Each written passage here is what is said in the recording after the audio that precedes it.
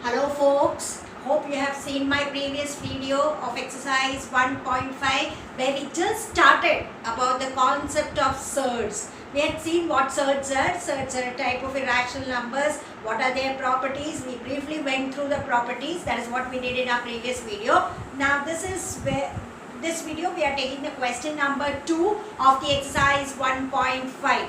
What is a question? Question says to simplify the expressions. They give us the expression, they ask us to simplify it. Let's see how to go about doing it. Question number 2, subpart number 1, where they are asking us to simplify the given questions. Let's see what it is. 3 plus root 3 is to be 3 plus root 3 into 2 plus root 2 has to be simplified. This is just like any normal algebraic expression. How do we expand two brackets in algebraic expression? We take that same concept, multiply the numbers, apply the rules of multiplication inserts and get the answer. That's what we are going to do. As we do in any algebraic expression, first we multiply 3 with both these numbers and later on we multiply root 3 with both these numbers to get the answer. So first time it is 3 multiplied by 2. Next is 3 multiplied by root 2. So that's about this. Then we are going to take root 3 multiplied by these two. So your next term is root 3 into 2. Term after that it is root 3 into root 2. We have expanded the algebraic expression. Now it is to apply the rules and simplify and get the answer. So we know that 3 into 2 is always 6. 3 into root 2, that's how we write a surd. It's a mixed surd. We write it as 3 root 2. And 2 into root 3, we write it as 2 root 3. Every surd is generally mixed surd. We write it like this. Root 3 into root 2, we have learnt that root a into root b can be multiplied, becomes root ab. So like that this will become root 6.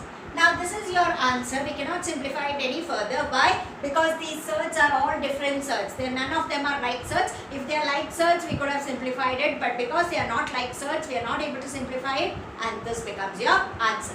So now we are moving to our subpart number 2.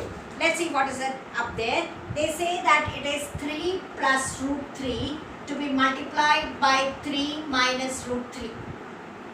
You could expand it as we expanded the terms there and get the answer. That could be one way of doing. Or otherwise, if you are very watchful, it's very clear to us that these expressions, they are of the type a plus b into a minus b. And we know that every algebraic expression which is of the type a plus b into a minus b always expands as a squared minus b squared. We've learned it in the 8th standard. So that way, we know that this expands as a squared minus b squared. That means a for us is 3 squared minus b for us is root 3 squared. And that's how we'll be getting the answer. Why we got it? We got it because this expression was of the type a plus b into a minus b, which always expands as a squared minus b squared. So this is now 3 squared minus root 3 squared. 3 squared we all know is 9. Root 3 squared means it's root 3 into root 3, which is root 9, and that in turn is 3. Always you can keep in mind that root a into root a is always a. So root 3 into root 3 is 3, the number without the root. So that's the answer, and 9 minus 3 simplifies to 6. So your answer becomes 6. Let's quickly move to the third subpart. In the third subpart, they give us root 5 plus root 2 the whole square. Root 5 plus root 2 the whole square. Same way you can apply your algebraic expression and try to get the answer, or you can expand it the way you expanded this. Both ways it's correct. Since we know the algebraic expressions, we might as well use it over here. Last year we have learned that a plus b the whole square. We have learned it. Since we have learned it, there's no harm in using it. A plus b the whole square, we know always expands as a squared plus 2ab plus b squared. We can use that and you can get the answer. Becomes a little more easier. A for us is this and b for us is this. So like that, this will expand as root 5 the whole squared plus 2 into root 5 into root 2 plus root 2 the whole square. Let's see what the answer comes up. As I told you over here, if you have root 3 whole square, it becomes 3. So same way, root 5 whole square, not put much head, 5, that's all. Root 5 whole squared is 5 plus 2 into, we know that if you have root a into root b, it becomes root ab. So this will become root 10 by multiplying it. Root 2 whole square, directly 2. We are not going to put much head into it. It's directly 2. 5 and 2, they can be added, becomes 7. So 7 plus 2 root 10 becomes your answer. Well, it becomes very easy that way when we apply the identity. We then move to the fourth subpart where they give us a term like this. It's where we have an expression like this: root 5 minus root 2 getting multiplied by root 5 plus root 2. Again, if you are very watchful and if you have observed the terms, it's like the thing that we did here. It's of the type a minus b into a plus b. Because these are of the type a minus b into a plus b, we can directly write the expression as a squared minus b squared. If it was not the case, then we could have expanded it the way we did it over here. We could have done it like that. But here incidentally, because it is falling into that type, we can directly apply the identity so that our work is saved.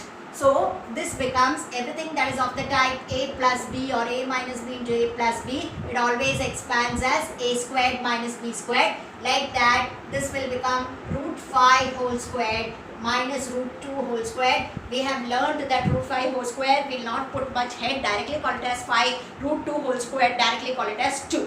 So this is going to be 5 for us. This is going to be 2 for us. Answer is finally going to be 3. So the answer comes up as 3 for this. Work becomes very, very easy when you take the identity and do your work and just apply the third property. That's how you'll get the answer.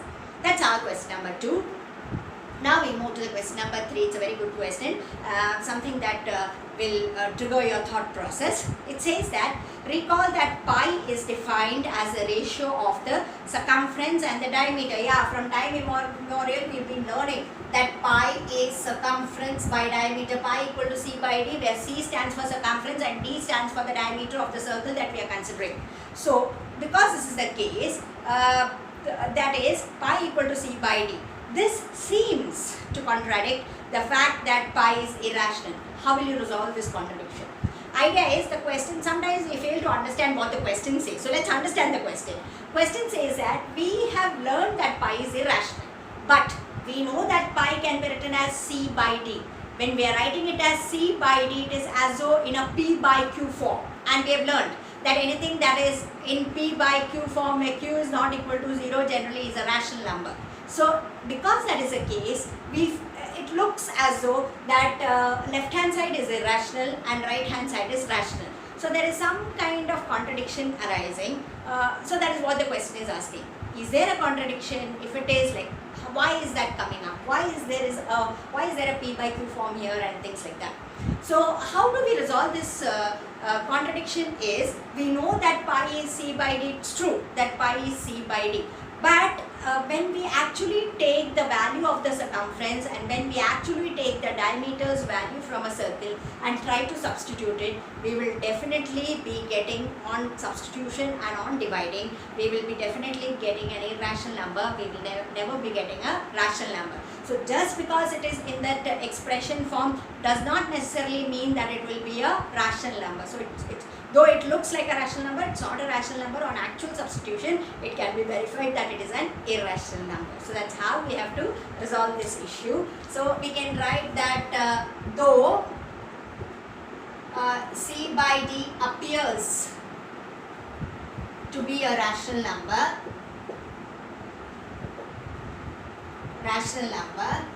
it is not so. It is not so, and this can be verified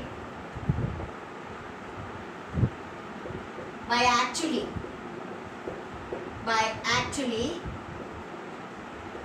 substituting values of circumference and diameter of the circle.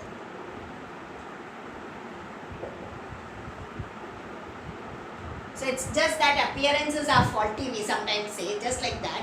It appears, but it's not so, and actually when we substitute it, we'll get to know the answer. So that's all in this video. Because it's a big exercise, we'll be breaking into several parts and doing the next part. Next part will be purely a construction. So that is our part number 3. Please do watch it. Thank you.